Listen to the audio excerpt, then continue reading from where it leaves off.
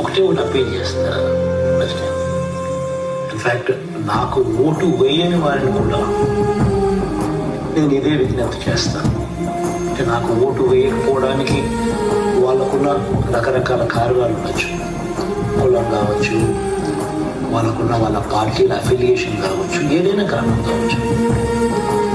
But వాళ్ళందరికీ కూడా నేను విజ్ఞప్తి చేసేది ఒకటి, ఒకసారి మీరు ఇంటికి వెళ్ళండి, మీ భార్యతో మాట్లాడండి, మీ ఇంట్లో మీ అవ్వాతాతలతో మాట్లాడండి, మీ ఇంట్లో ఉన్న మీ పిల్లలతో కూడా మాట్లాడండి.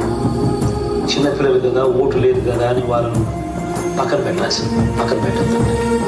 వాళ్ళ అభిప్రాయం కూడా తెలుసుకోండి. ఇంట్లో ఉన్న ఆడపడులతో మాట్లాడండి, అందరితో మాట్లాడి ఎవరి వల్ల మీకు మంచి జరిగింది